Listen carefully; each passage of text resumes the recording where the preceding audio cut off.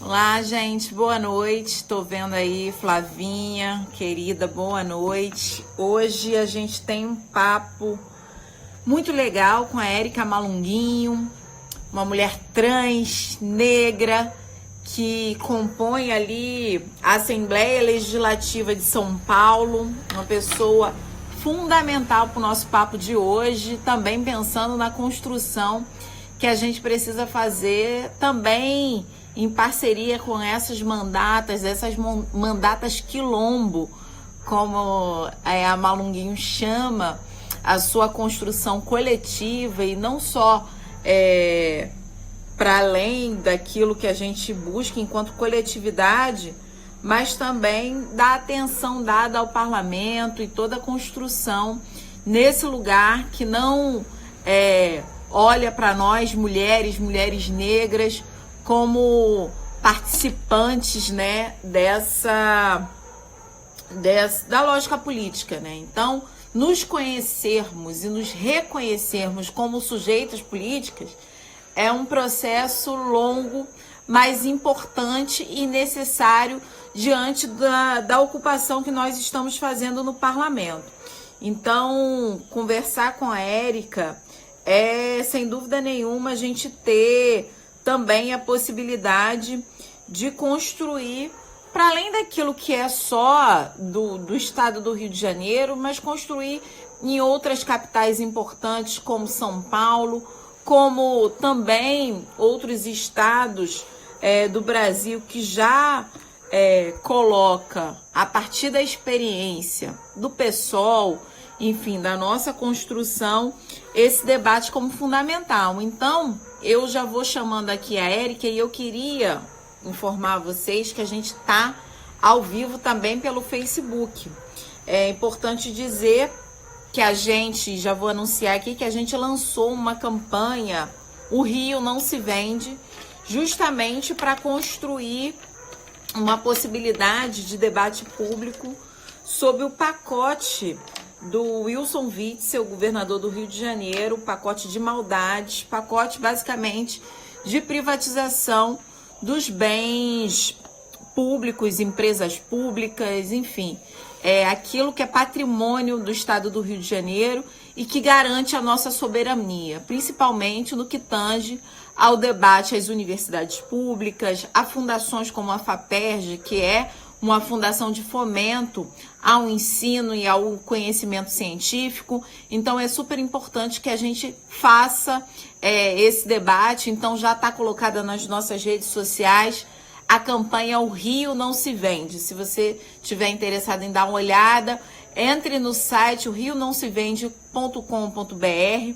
Nós vamos fazer um lançamento na próxima sexta-feira, enfim, com um debate a partir das páginas do Rio Não Se Vende, justamente para a gente falar que os serviços essenciais não podem virar mercadoria na lógica do capital que prevê o lucro e não a vida. Então é importante a gente falar sobre isso. E aí, já vou chamar aqui a Malunguinho. Vi que tem muita gente já entrando aqui. E a Malunguinho tem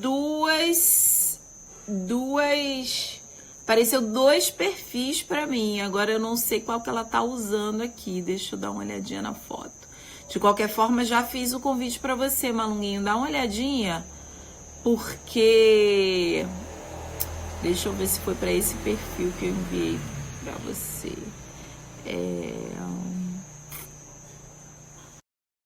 Agora eu acho que eu enviei para o perfil certo da Érica Malunguinho. Agora Olha, foi! maravilhosa!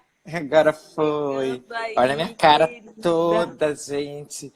Gente, eu passo o dia inteiro com as luzes assim, meia luz, né? Porque você vai esquecendo que tá anoitecendo, e aí quando você lembra, parece que essa cara assim, que aqui tá dormindo, mas não é, porque o dia inteiro no computador e a luz escura, então isso faz um processo, né, na cara da gente. Tá Isso. maravilhosa, sua linda diva. Saudades de você, Malunguinho. Quero te agradecer por ter aceito o nosso convite de debate aqui. Eu tenho dito para as pessoas que essa é uma construção também para que a gente possa não só encontrar enfim, nas nossas redes sociais, um espaço de debate dinâmico, né? Onde as pessoas muitas vezes não fazem a relação entre os nossos mandatos, né? E o quanto que a gente constrói de maneira coletiva, enfim, você como uma deputada estadual, mulher, negra, trans, mandato quilombo, que a gente acha que é uma construção muito bonita e que a gente tem e toma para a gente como referência. Então, eu te agradeço muito, Érica, por você participar com a gente hoje. Eu que agradeço, querida. Boa noite para todo mundo. Eu queria dar um salve que eu vi aqui, que está aqui assistindo um grupo chamado Historiadores Negros. Dar um salve. Eles fizeram uma jornada essa semana, aí no dia 13 de maio, porque eu quero exaltar esse grupo e essa coletividade, porque nós sabemos o quanto a ciência, enquanto a intelectualidade, o quanto a produção de saberes, né, e a pesquisa, elas são importantes para absolutamente tudo. Para absolutamente tudo, inclusive para nos posicionarmos de forma coerente no mundo. Então, quero dar um salve para os historiadores negros que estão aí, que estão assistindo a gente e que têm um trabalho importantíssimo, com pesquisas preciosas e nos reafirmando que essa história deverá ser contada em primeira pessoa, como diria Lélia Gonzalez. Então, um salve. E aí, com um monte de gente querida que eu amo e conheço, Ana Flávia, que é professora lá do UNB, enfim, uma cacetada de gente. Então, quero dar um salve, porque é sobre isso, nossa experiência no mundo, nossa experiência política, nossa experiência artística, nosso existir enquanto negros neste mundo, ele está sustentado por esses alicerces que dizem respeito à história, que diz respeito a tecnologias diversas de organizar a vida, cultura, a arte, e o fazer político está no meio de tudo isso. Né? Então, eu acho que o nosso lugar agora, nesse espaço, né, que é institucional, legislativo, etc., é um lugar correspondente a absolutamente tudo isso. Ninguém está inventando nada, a gente só está dando continuidade a coisas e a situações, a lutas que são históricas e que correspondem. Eu vou dizer isso com todo o peso que tem essa palavra. Nós fazemos isso com a verdade, com V maiúscula, a verdade, desse processo, né, que construiu esse projeto de nação. Nós não estamos falando de subjetividades, no sentido de coisas de impressão ou coisas que se originaram só isso. A gente está falando de verdade, sobre materialidade, e a subjetividade a gente pensa a partir dessa materialidade. E a materialidade é essa. A gente tem que, a luta, ela continua, permanece, tem que existir em muitos lugares, e é isso, assim. E boa noite de novo. A Malunguinho já chega assim, dando boa noite e dando aula. Essa maravilhosa é assim, colocando também, nos instigando a fazer esse debate do que é a nossa vida material, do que são as nossas necessidades objetivas e concretas. Eu acho que quando você traz e faz essa abertura maravilhosa, Malunguinho, é justamente para a gente saber os lugares que ocupamos, né? Os lugares que ocupamos, desde a luta na favela, na periferia, na construção, na nossa construção enquanto sujeitas políticas, né? Que é diferente de sujeitada à política, é completamente diferente. Sim. O nosso reconhecimento enquanto sujeitos políticos nasce a partir da nossa construção coletiva. E nesses espaços onde as mulheres negras, as mulheres trans não são reconhecidas como sujeitos. Então, eu acho que é muito importante quando você fala dessa materialidade para a gente construir também o significado, né? O significado de ter uma mulher como você dentro de uma LESP, né?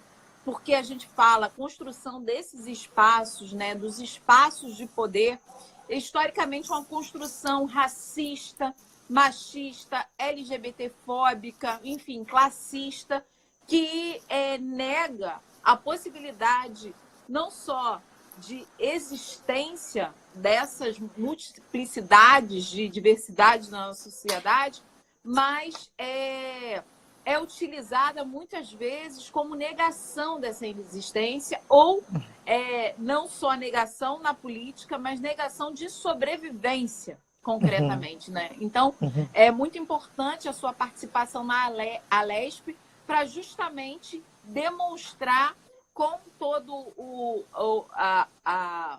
enfim, toda a inventividade, toda a ousadia da Mandata Quilombo nesse espaço, mas também para que a gente possa fazer diferença nessa construção, não é mesmo? Eu digo uma coisa, que nós não somos apenas uma cara, né? É muito importante que nossas caras estejam nesses lugares. A gente fala de representatividade, fala de representação. Rosane Borges fala muito bem disso, né? É uma estudiosa desse tema. E assim, é muito importante que a nossa cara esteja ali. Mas a gente não está falando só de forma. A gente está falando do que o que essa forma, o que essa imagem, ela carrega consigo no processo histórico, né? No processo de negociação do pertencimento. Eu cheguei num ponto da vida que eu falo assim, eu não negocio o meu pertencimento, mas durante uma vida inteira nos foi necessário a negociação do pertencimento e da própria existência. E isso fez, Renata, com que nós nos tornássemos, no decorrer de um processo muito longo na vida, e aí eu falo da importância de ter essas caras ali, de ter essas pessoas comprometidas por princípio e por fundamento com essas lutas, que nós nos tornamos os seres mais hábeis, mais capazes e, acima de tudo, mais sensíveis para desconstruir essas violências estruturais. Porque a gente viu absolutamente tudo se construir sobre nossas cabeças. A gente viu quem tinha comida quando a gente não tinha, a gente viu quem tinha sítio, casa na praia, a gente não tinha, a gente viu quem estava indo para a escola, material escolar, universidade, a gente não sabia nem se ia terminar aquele ano ou qualquer coisa parecida. Então, assim, só que a gente viu eles, mas a gente também se viu, e a gente criou isso que eu digo que são as nossas tecnologias de sobrevivência, tecnologias sociais. A gente fundou a cultura brasileira a despeito de toda a pressão. Então, a importância de ter gente como nós nesse espaço diz respeito a uma questão de representatividade e do que representa isso, né? E do que constrói essa representatividade, que é esse processo, uma vez que você está comprometida por princípio e por fundamento com isso. O que eu quero dizer com isso? Basta que qualquer pessoa preta, qualquer travesti, qualquer mulher trans, etc., LGBT, esteja nesse lugar. Não estou falando que é qualquer pessoa. E eu também não estou tirando a negritude de alguém ou tirando a LGBTice de alguém. Eu estou falando o seguinte, que para ser interlocutora ou comunicar ou reivindicar a mudança em relação ao paradigma, né, e a destruição desses grupos vulneráveis, é necessário você estar comprometida com isso. Porque não adianta você ser preto e você estar gerindo uma fundação importantíssima como a Fundação Palmares e ser completamente perseguidor e destruindo o que a luta histórica dos movimentos negros construíram até então, né? E isso, obviamente, não tira a negritude daquele rapaz. Mas ele não pode ser o escolhido para falar ou tecer sobre uma luta que está atrelada a uma construção histórica. Porque, afinal de contas, por que se tem a Fundação Palmares? Por que se fala de racialidade e do racismo e etc, etc e tal? Porque existe uma questão, aliás, uma questão fundamental que se chama racismo. E se ele não reconhece o racismo e não reconhece a luta negra antirracista, então, assim, não tem sentido ele estar nesse lugar. Né? Então, assim, isso. Isso não tira a negritude dele, mas você não é uma pessoa preta que você pode ocupar um espaço para a discussão da questão, do cerne da questão da afirmação negra. Porque a gente só se afirma em negritude porque a gente reconhece o processo de racialização. Então, é muito importante essas coisas, assim, a delicadeza disso, que não é qualquer pessoa preta, não é qualquer pessoa LGBT, mas sim comprometida. E aí, eu fiz uma fala esses dias, só vou concluir, tá? Porque eu começo a ficar desesperada. Eu fiz uma fala esses dias lá no plenário da Lespe, porque tem um sujeito lá que teve aquela história toda, que falou das trans, que falou assim, se uma travesti ou uma mulher trans entrar no banheiro, minha mãe e minha irmã tiver, eu tiro na porrada e chamo a polícia, né? Ele falou isso e tal, não sei o quê. E aí, tempos depois, esse garoto, no dia depois, assim, porque deu uma repercussão absurda, obviamente, ele assumiu-se gay.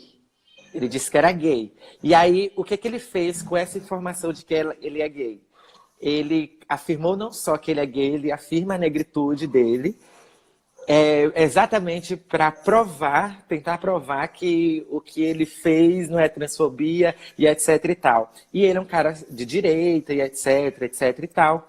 E eu fiz uma fala, eu falei assim, certo dia, falei assim, olha, a questão, fulano, não é sobre direita ou esquerda. A questão é incoerência. A questão é anacronismo. Você é livre, as pessoas são livres para escolher os lugares. O que mais lutou na vida foi por liberdade. E isso, quem ensina, não é a direita nunca. Mas também não é a esquerda. O nome disso é consciência negra. Está em outro lugar.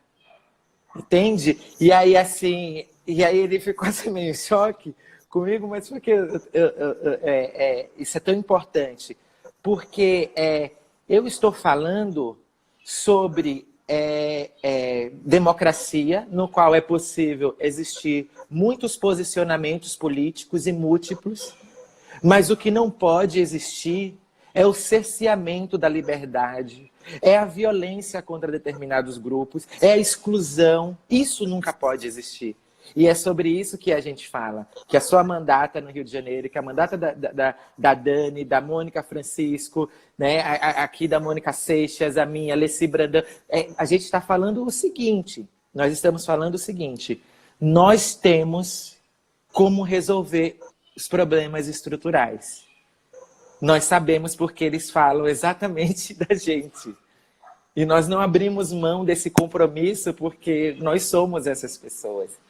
Sabe? É mais ou menos por aí.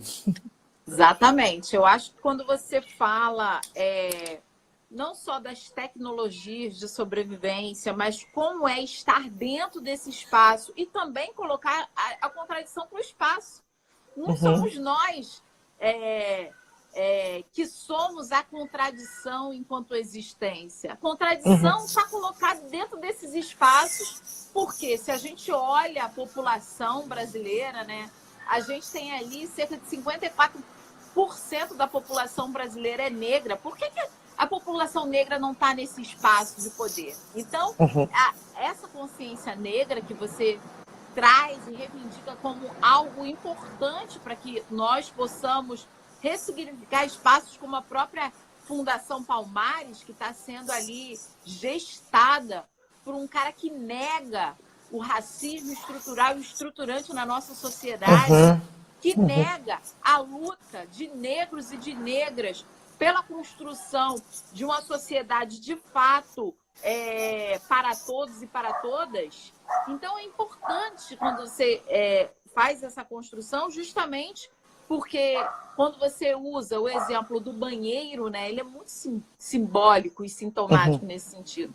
Agora, nessa semana que passou na sexta-feira, né, a gente teve aí o dia da visibilidade trans, e aí já parabenizando pelo seu trabalho, pela mulher que você é, nós apresentamos também diversas ações legislativas, enfim, para tratar desse tema, e uma delas foi justamente a utilização dos banheiros públicos de acordo com a identidade de gênero da pessoa, para trans e travestis.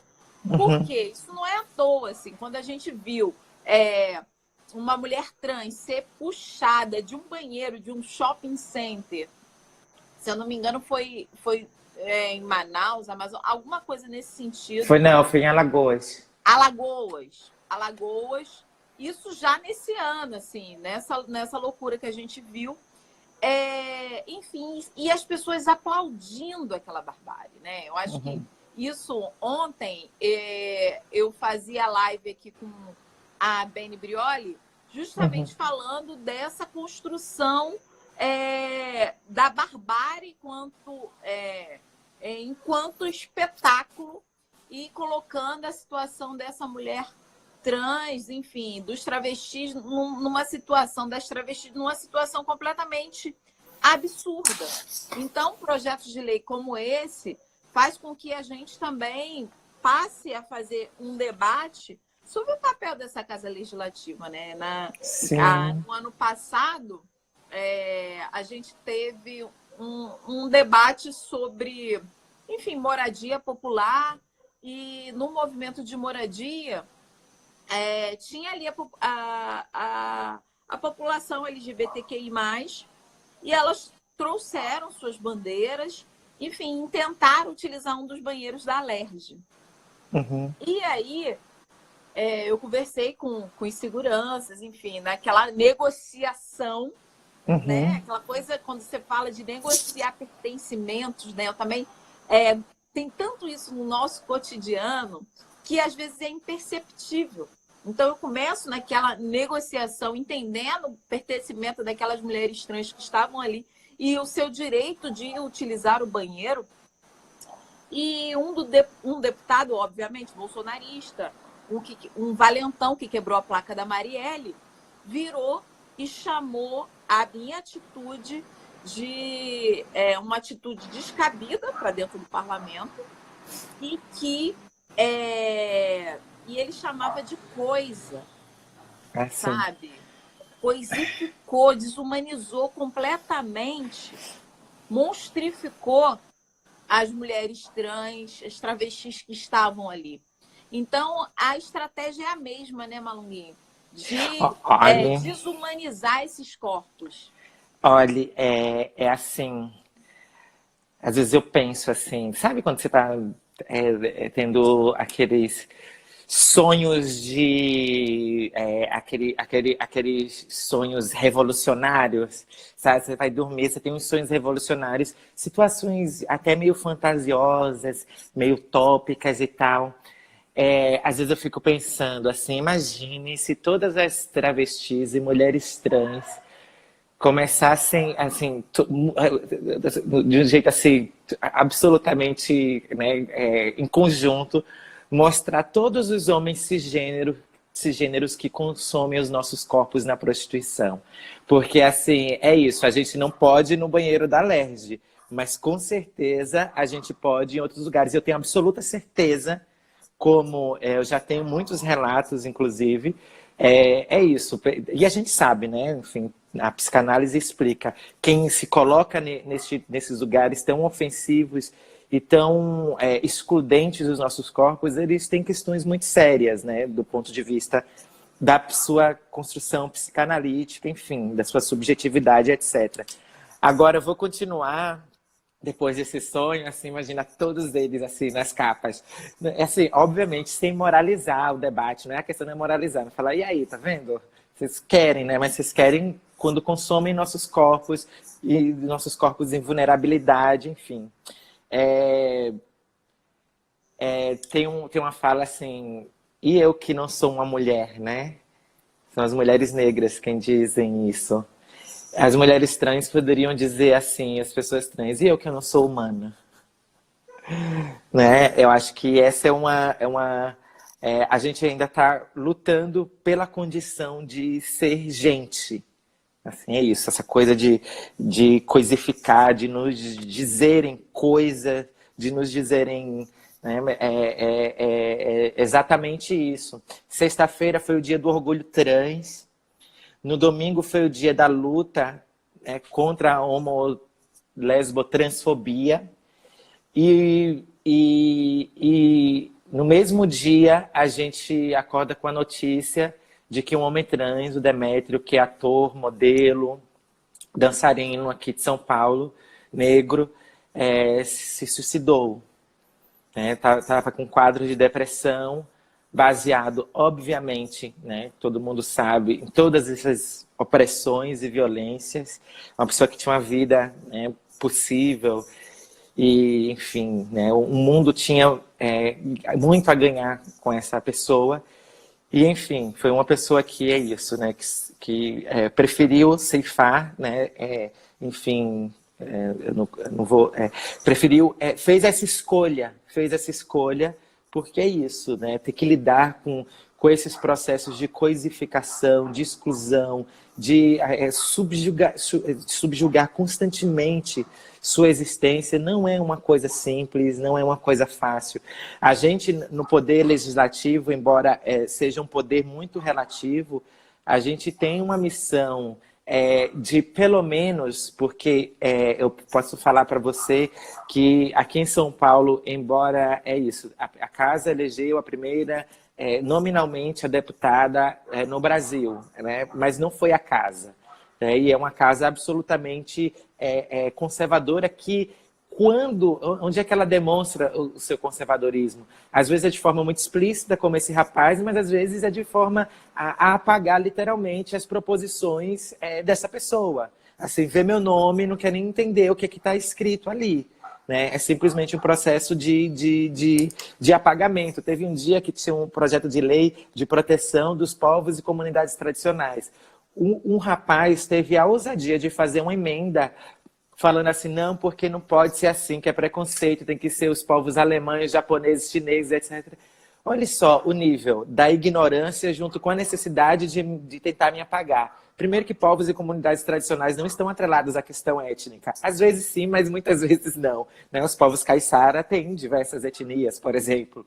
Né? E ele, assim, só pela vontade de produzir o apagamento. A gente tem um projeto de lei que é o Transcidadania, que é uma iniciativa super importante, o programa da Prefeitura de São Paulo, que garante renda, reparação escolar, no processo de escolarização, empregabilidade para a população transexual e travesti. Assim, é um projeto que está empacado na Comissão de Constituição e Justiça, que é para discutir constitucionalidade e justiça, mas ele está parado lá por uma questão de mérito. Ou seja, é um nítido processo, né, de bloqueio. Agora, a gente vai aprovar um projetão em relação ao Covid. E a minha batalha é inserir as LGBTs nos casos de violência doméstica. Porque o que está acontecendo é que muitos e muitas LGBTs, com a situação da quarentena, de ter que ficar em casa, o processo de violência doméstica tem se intensificado. E assim, estou numa batalha para que isso seja incorporado, né? Que se faça uma leitura parecida ou próxima das mulheres cisgênero nos casos de violência doméstica. E aí, para concluir, sobre a questão da criminalização, né, da homotransfobia. Eu estava vendo o ministro do STF, no Roda Viva, ele falando de coisas importantes que o STF tem feito, o próprio processo de criminalização da homotransfobia e etc. E aí a gente olha, né, como o parâmetro de uma sociedade possível ou que caminha para um possível, a necessidade objetiva de criar uma legislação e um processo punitivista para que as pessoas aprendam o óbvio. E assim, me preocupa, porque eu acho importantíssima, sou super a favor, obviamente, da criminalização da homotransfobia, mas eu sei que, assim como a Lei Maria da Penha, de pouco adianta se não houver um pacto social e uma correspondência polissêmica, né? Uma correspondência multidisciplinar em todas as esferas do Estado, do poder privado e etc., para a mudança de uma mentalidade, para fazer com que a legislação se torne um suporte para uma prática e para uma cultura, uma prática social. Precisa de um pacto social junto com a legislação, porque ela sozinha ela vai provocar mais encarceramento, ela sozinha ela provoca mais judicialização, e eu não estou dizendo que não é necessário, tá? Eu só estou dizendo que a gente vive nesse paradigma. E aí eu tenho a questão de uma tentativa constante de apagamento, e você deve passar por isso também, por estar nesse lugar, das nossas proposições serem muitas vezes bloqueadas, e é isso, a gente não tem a garantia, porque o imaginário popular, e a grande parte do imaginário acha que isso é um penduricalho, é um acessório, é supérfluo, é desnecessário e etc. Então, é isso, assim, é isso. Exatamente, é isso tudo e mais um pouco, né? E mais muita coisa, né, Érica? Você falava do Demétrio, enfim, que resistiu, e no final das contas ele teve que se livrar da dor que ele estava sentindo, né? Então, hoje, um pouco antes de eu entrar aqui, enfim, eu gosto muito de assistir os ao vivos, e a filósofa Catiúcia Ribeiro, você conhece? Conheço muitíssimo, querida, maravilhosa. Maravilhosa, e ela falava do Demétrio e o quanto que ele, né, no processo, enfim, no seu processo de transição, ele também transicionou a violência que o homem negro sofre, né? E ele falando o quanto que os textos do Demétrio demonstram, por exemplo, o cansaço dele da violência cotidiana sobre o seu corpo, agora o seu corpo de homem, né? Então, transicionou também a violência que o homem negro sofre, né? Então, eu achei isso muito interessante, porque quando a gente olha toda a lógica colocada nesse controle dos corpos, no controle dos corpos negros, né? A gente vê o quanto que essa é uma construção social, justamente nesse momento de pandemia também, que a gente faz uma avaliação de que a gente precisaria ter um Estado fortalecido, justamente um Estado que pudesse prover dignidade humana para as pessoas. E na sexta-feira eu fazia uma live com a Laura Carvalho, que ela dizia assim: Renata, é impressionante que todo mundo quer o Estado mínimo, né? O Estado mínimo para a saúde, para a educação, enfim, para a assistência social, mas quer o Estado máximo no controle dos corpos, então no encarceramento, né? Toda a lógica que hoje faz com que o Brasil seja o terceiro país no mundo com a maior população carcerária, né? E quando a gente olha a situação do Rio de Janeiro, aqui a gente tem cerca de 55 mil pessoas encarceradas, né? E quanto que o encarceramento ele continua ainda que haja pandemia, né? Não tem nenhuma política de debate concreto. E quando a gente vai olhar quem é a população carcerária, é exatamente o incômodo que o Demétrio sempre sentiu transicionando a sua violência. Era violência contra o homem negro, contra a existência do homem negro, sempre criminalizado, sempre colocado ali numa situação de possível criminoso, né? A gente teve na sexta-feira, e aí já, enfim, me posicionando aqui também, na sexta-feira teve uma operação policial no Complexo do Alemão que deixou 13 corpos no chão, assim, 13 corpos de pessoas que foram assassinadas pelo braço do Estado, quando o braço do Estado deveria estar fazendo operações sanitárias, operações hospitalares, médico hospitalar, enfim, integrar essa favela, essa periferia, à dignidade humana, né? Porque lá no Complexo do Alemão, por exemplo, falta água todo dia. Com essa operação policial, o pessoal do Complexo do Alemão ficou 24 horas sem energia elétrica.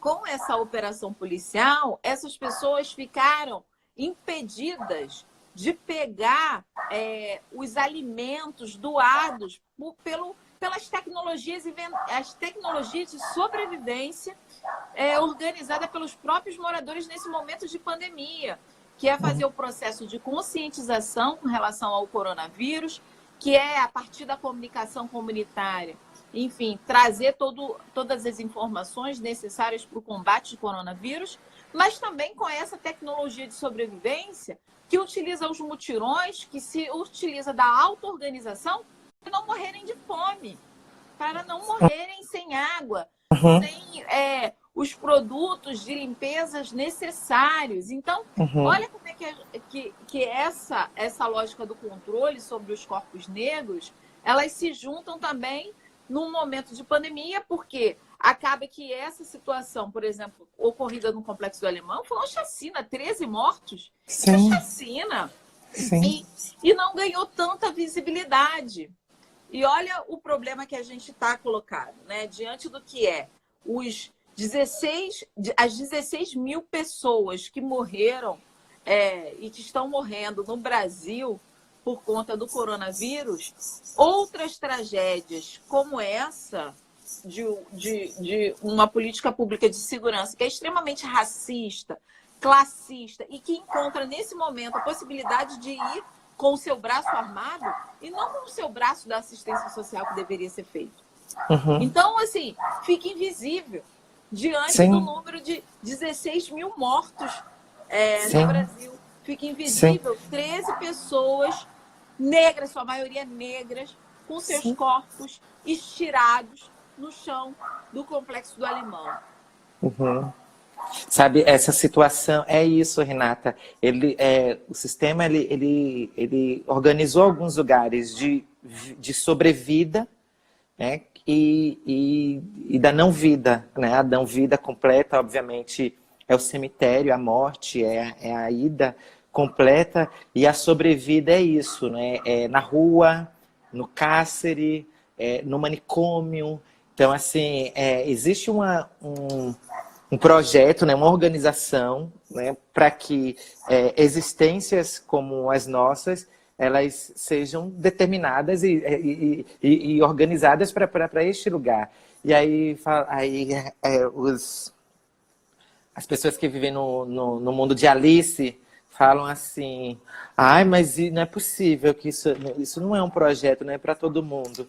Se você não permite e constrói e permite, né, o Estado permite, o Estado que é responsável, ele é responsável da hora que a gente nasce à hora que a gente morre. Se você tem um Estado que te permite não ter acesso à energia elétrica, a saneamento básico, a alimentação, a um processo de expansão cultural por meio de um processo de escolarização. Se você tem um Estado que te cerceia isso, ele está, obviamente, objetivamente, te levando para esses pontos de sobrevidas que eu falei, ou é manicômio, ou rua, ou cárcere, ou para o subemprego. É exatamente nesse sentido que opera a lógica. E o nosso povo, Renata, o nosso povo é um povo muito pacífico e muito bondoso, porque se a gente devolvesse metade do que o Estado, né, nos violenta, assim, a barbárie já estaria posta, né? E às vezes eu tenho perguntado com constância, assim, porque o Estado ele opera aí nessa lógica de encarceramento, de controle dos corpos, etc e tal, porque ele diz que esses corpos são desobedientes. Mas eu tenho uma pergunta: e quem interdita um Estado que é desobediente? Porque para mim é o Estado que é desobediente. Quem interdita o Estado desobediente? Quem interdita o Estado que não cumpre a Constituição, que dentro da institucionalidade e do processo de organização de uma sociedade, é dita como a Carta, né, a lei máxima da nação. Então, assim, quem interdita um Estado desobediente à lei? Quem interdita um Estado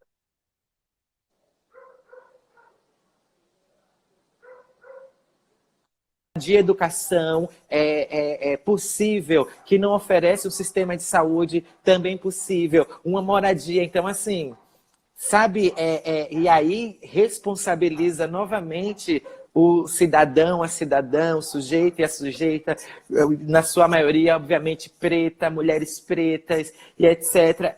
Responsabiliza elas por uma incompetência que é construída na gênese da concepção do Estado brasileiro. Sabe, Exatamente. o nosso povo, ele por isso que eu falo assim, gente, se essa energia positiva que emana e que constrói essa população brasileira conseguisse estar associada a uma qualidade de vida, a gente realmente seria, nós seríamos potência de apoios a muitos outros países, a muitas outras nações, mas não, assim, é toda essa energia positiva que mantém ainda esse povo de pé a todo momento fragilizada, a todo momento fragilizada, porque como é que você vai pedir para uma mulher, né, da Maré, de Paraisópolis, de Heliópolis, que acredite na política, que acredite na mudança quando seu filho foi baleado há 3 dias, sabe, quando teve a chacina de Paraisópolis, enfim, eu conversando com aquelas mães, elas falavam assim, muito obrigada pela sua determinação, pelo apoio que você está dando, mas a gente sabe que não vai dar em nada. Sabe como chegar no estado, no momento, né, numa situação de letargia, de fraqueza das pessoas, de incredulidade. A gente caminha, né? A gente caminha não, a gente se tornou uma sociedade doente e apática, triste, porque é assim que eles querem, né? Assim que faz parte, são os recursos organizados para que esses corpos que estão aí, que eles sejam obedientes, que eles sejam adestrados e etc., para servir. Único e exclusivamente. E quando eu vejo essa inoperância do Estado, ainda mais nessa situação do Covid, eu não consigo não pensar que para eles é um bom negócio que isso aconteça, porque vai se livrar de um monte de indesejáveis. Sabe? Eu não consigo imaginar de outra forma, porque é o seguinte, assim, você vê, olha a desgraça. Esse presidente acidentalmente eleito, ele deixou a gente num nível tão raso de tudo, que qualquer pessoa, Dória, Whitson, que está seguindo minimamente as recomendações da OMS, são considerados, enfim, são vistos com um olhar positivo. Mas não, gente, assim, sensatez, o mínimo, porque assim, não é nem que são sensatos, o mínimo de sensatez frente a essa situação, baseado em organismos internacionais, etc, comunidade científica, não quer dizer nada além de uma sensatez mínima. É porque Bolsonaro é muito fora da curva, né? Ele é uma coisa fora da curva. Então, assim, você vê Dória fazendo pronunciamentos todo dia. Eu quero saber da operacionalização, da contenção, da letalidade do Covid em relação ao popular. Eu quero ver operacionalizado. Isso eu não vi, isso eu não vejo. Isso eu não vejo. Porque não tem, não porque vai não querem. ter, não é prioridade. Exatamente. E, Érica, não é prioridade, que é impressionante, assim, muito importante, desculpa te interromper, mas muito importante a gente olhar que é tudo farinha do mesmo saco. Exatamente. Dória, Witzel, são farinha do mesmo saco. Cresceram e foram eleitos no palco do bolsonarismo. Que é exatamente a política privatista, a política belicista, que vai controlar os corpos negros, que vai privatizar tudo aquilo que nós temos em termos de garantia de soberania, né? Antes de te chamar, eu falava da nossa campanha que o Rio não se vende, que é justamente contra o pacote de privatização que o Witzel apresentou na Alerj no meio da pandemia, né? Era o feriado. Realmente era muito necessário, era o feriado, né? De Tiradentes. Ele apresentou ali a possibilidade de extinção, extinção ou desestatização ou privatização, né? Que quer dar eufemismo tudo, né? Sim. De autarquias, de empresas públicas, de universidades públicas, de fundações como a FAPERJ, que é uma fundação de fomento enfim, da ciência e da tecnologia, ou seja, o seu pacote privatista bolsonarista está em pleno vigor. Sem contar, e aí eu já convido todo mundo que está aqui nos assistindo que entre no site rionãosevende.com.br. Já aproveito para pedir aqui para a Érica gravar um vídeo para a gente, para essa campanha, e todos aqueles e aquelas que puderem ir junto. A gente já está, a gente fez o lançamento dessa campanha na sexta-feira, a gente já tem mais de 1.000 assinaturas, a gente tem mais de 60 instituições junto com a gente nessa campanha contra a mercantilização do Rio de Janeiro. E aí é importante, Érica, falar que dentre todos os pacotes de privatização que estão colocados, tem a privatização da SEDAI. Enfim, hoje, diretamente, dependendo da SEDAI, no Rio de Janeiro, tem 9 milhões de pessoas. E olha a situação dessas pessoas. E dessas 9 milhões... O que é a SEDAI? O que é a SEDAI? SEDAI é empresa pública de fornecimento de água e de saneamento básico do Rio de Janeiro. O Witzel foi eleito dizendo que não privatizaria a SEDAI, mas assim que assumiu, fez uma nova reconfiguração por conta do regime de recuperação fiscal do Rio de Janeiro, e rapidamente ele colocou a SEDAI como uma possibilidade aí para o pagamento da dívida com o governo federal. Então, no meio da pandemia, ele fez uma comissão para apressar todo o processo de privatização da SEDAI.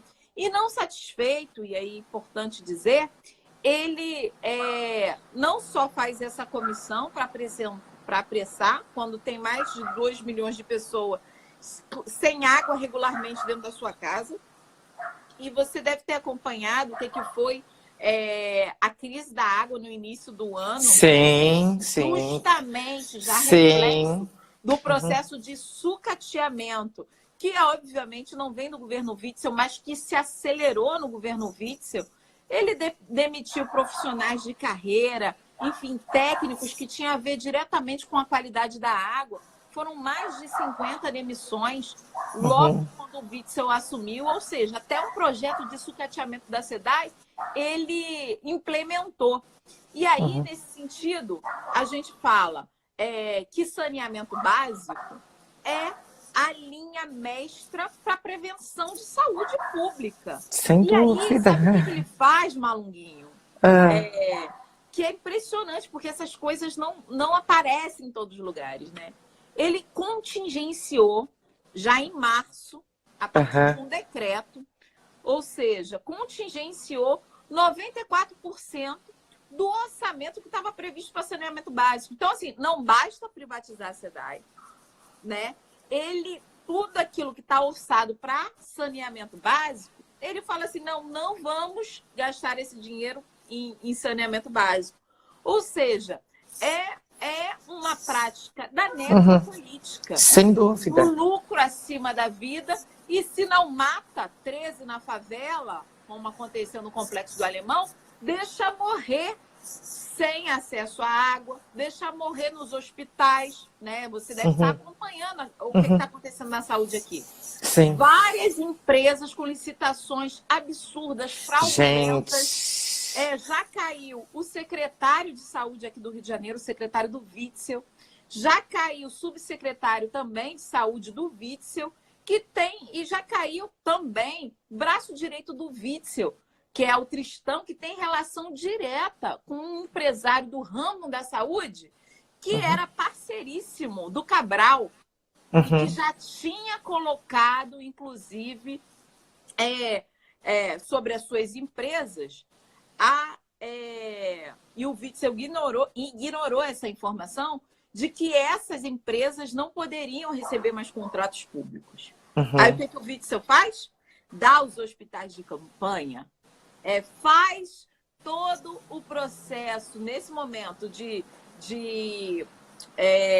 pandemia, quando a gente libera para apressar tudo, as licitações ganham um outro formato, enfim. Ele aproveitou isso tudo, são mais de 80 milhões Uhum. só para a compra de respiradores. Compraram 1.000, chegaram 50, e desses 50, nenhum pôde ser utilizado porque não são respiradores Ai, adequados eu vi para isso. o coronavírus. Eu Olha o vi. problema. Não, Ou eu seja, vi. em meio a isso tudo, em meio a uma política belicista que continua mantendo as suas operações policiais, em meio ao processo de privatização da água, que o mundo inteiro já entendeu que água é um bem fundamental e humano, a gente ainda tem corrupção na saúde pública com toda a equipe que está colocada hoje na Secretaria de Saúde. Então, a gente precisa que isso seja investigado o mais rápido possível. Sem dúvida. O Witzel dá uma de ingênuo na política, diz que ele não tem nada a ver com isso, que ele não tem culpa disso, porque ele não tem culpa que as outras empresas são ineficientes, Uhum. mas coloca todo o dinheiro público a serviço de empresas que já estavam sob suspeita, já estavam empresas suspeita. que nunca tinham exercido a função de distribuição de material de saúde. Não, Empresas pior, que ficam assim, com licitações milionárias. O pior não é nem porque não tinham feito, é porque tinham feito, só que fizeram de maneira absurda. Por exemplo, eram empresas que eram do governo Cabral. E só para você lembrar, o secretário de saúde do Cabral também foi preso. Né? Foi preso também no processo da Lava Jato, justamente por conta dos contratos na área da saúde. Essas mesmas empresas vêm para o governo Witzel. Olha a loucura. Vem para o governo Witzel, continua fazendo a mesma coisa. E hoje, por exemplo, a empresa, a OS, né? São todos contratos de OS, tá? Organizações sociais, isso aí. A OS, que é a principal responsável pelos hospitais de campanha no Rio de Janeiro, também é IABAS. Ela também é uma empresa que colocou os hospitais do município do Rio de Janeiro numa situação completamente absurda. Ou seja, essas empresas que já têm um know-how péssimo na gestão da saúde do Rio de Janeiro são todas contratadas pelo Witzel. Olha que loucura. É a reprodução da corrupção de uma maneira muito, muito, muito absurda no estado do Rio de Janeiro. E a gente precisa que o Ministério Público investigue para saber o tamanho da responsabilidade do Witzel. Porque é isso que a gente está falando. Desculpa me alongar, mas... Imagina, mas não, tem que falar. Tem que falar. E assim, uma outra questão sobre esses hospitais de campanha que são importantes, né, que hajam hospitais de campanha, mas tão importante quanto hospitais de campanha é a requalificação dos hospitais públicos existentes. É a requalificação, aprimoramento dos hospitais que já existem, porque, afinal de contas, são bens públicos que ficarão no pós-pandemia. Né? Essa situação do decreto de calamidade que é importante, eu entendo que tem que ter flexibilização em uma porção de coisas, dada a urgência, e o nosso papel agora é garantir uma fiscalização muito apurada a partir disso, e também fazer uma cobrança para que o que esteja sendo feito para a pandemia seja possível de reaproveitar e de aprimorar a estrutura que nós temos de saúde, que inclusive carece de inúmeros reparos. Então, assim, a gente tem uma missão, e aí eu tinha até postado isso esses dias, assim, que eu falei que eu não tinha inteligência emocional para lidar com desvios na situação dos recursos para a Covid. Porque, assim, eu tenho vontade de soltar os jabos, assim eu perco, enfim, minha inteligência emocional, assim, eu tenho vontade de xingar, junto com, eu preciso me organizar muito. Porque, assim, não tem condições, não tem condições. E precisa ser denunciado, sim. Espero que o Ministério Público do Rio de Janeiro, assim como aqui de São Paulo também, fique muito em cima desses gastos e de absolutamente tudo relacionado ao Covid. A gente tem um projetão Eu não sei como está funcionando aí no Rio. Aqui a gente tá votando projetos de baseada, assim. Teve os projetos do governo, calamidade pública, etc., transferência de fundos, e agora a gente tem um projeto que é o projeto de todos os deputados para Covid. É impressionante. O que é impressionante? Tá lá, o pessoal apresentou mais ou menos, se eu não me engano, 70% de todas as propostas. Nós somos 4. Mas a gente apresentou 70% dos 94. No Rio também está por aí. No a Rio gente também já está por aí. Na nossa bancada também está por aí. É isso. Impressionante. Impressionante. E aí, o que eles fazem?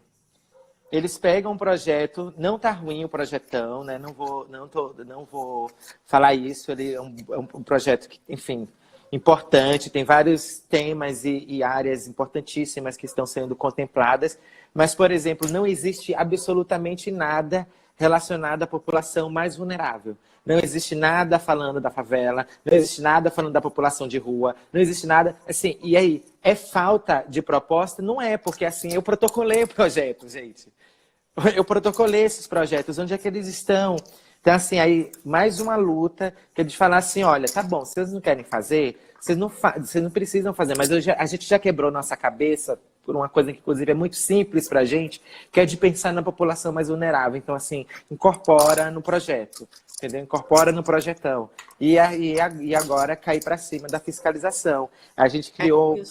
Érica, desculpe, minha flor, é que a gente já está quase batendo uma hora, a gente deve ter por aí uns 3 a 4 minutinhos ainda de sobrevida, porque o nosso Instagram só vai até 1 hora de live. Então, eu queria que você fizesse um resumão, já se despedisse para a gente conseguir terminar a nossa live, que a gente não seja cortado pelo Instagram. Tá bom.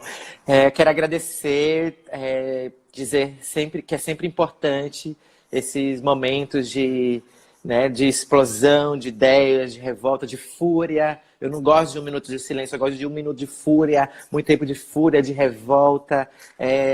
Sociedade civil, o meu lema é sociedade civil organizada e desobediente. Acho muito importante isso. Quero